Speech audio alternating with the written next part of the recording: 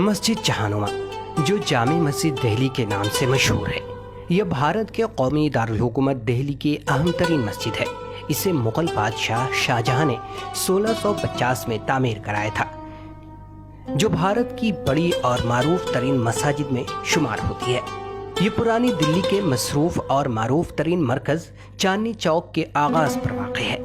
ویسے تو شاہجہاں نے اپنے دور حکومت میں کئی مساجد تعمیر کرائی، ان میں دہلی، آگرہ، اجمیر اور لاہور کا نام سر فہرست ہے، کیونکہ یہاں پر جن مساجد کی تعمیر کرائی گئی تھی ان سبھی کا شمار بڑی اور عالی شان مساجد میں ہوتا ہے، جبکہ دہلی کی جامع مسجد اور لاہور کی بادشاہی مسجد کا طرز تعمیر تقریباً ایک جیسا ہے۔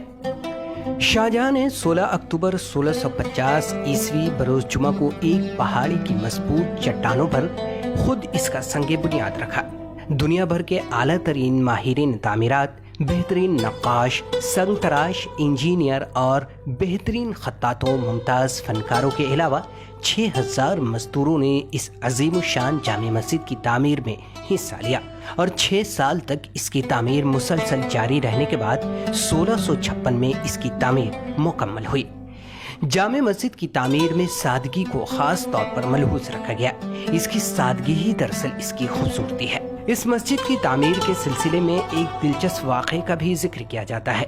کہا جاتا ہے کہ جامع مسجد کے تعمیر کے دوران کسی نے بادشاہ شاہجہاں سے تعمیری کام میں ہو رہی سست رفتاری کی شکایت کی، جس کے بعد بادشاہ نے تعمیر کے نگراں سعد اللہ خان کو طلب کر کے سست رفتاری کی وجہ دریافت کی۔ سعد اللہ خان نے بتایا کہ مسجد کے اندرونی حصے کے فرش کا ہر پتھر نصب کرنے سے پہلے اس پر ایک قرآن مجید پڑھ کر دم کیا جاتا ہے۔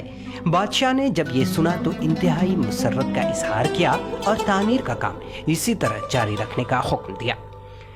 جامع مسجد اور اس کے اماموں کی تاریخ بھی ایک دوسرے سے باہم مربوط ہے، اور یہی وجہ ہے کہ بادشاہ کی منشا کے مطابق اس کی امامت کی ذمہ داری ازبکستان کے علوم و فنون کا مرکز کہے جانے والے شہر بخارا کے بادشاہ کے خاندان کے حوالے کیا گیا، کیونکہ شاہجہاں نے بخارا کے بادشاہ سے صحیح النسب عالم باعمل کو دہلی کی اس عالی شان جامع مسجد کی امامت کے لیے روانہ کرنے کی گزارش کی تھی، جس کے بعد بخارا کے بادشاہ نے اپنے داماد کو یہاں بھیجنے کا فیصلہ کیا اور پہلے شاہی امام کے طور پر سید عبدالغفور بخاری رحمۃ اللہ علیہ کی تقرری عمل میں آئی۔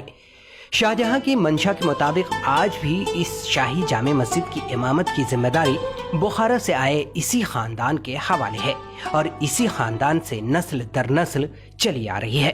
ملی ڈائجسٹ چینل پر کلک کر کے سبسکرائب کریں۔ ہماری ہر ویڈیو آپ تک پہنچنے کے لیے بغل کے بیل آئیکن کو ضرور دبائیں اور دوسروں کو شیئر کرنا نہ بھولیں۔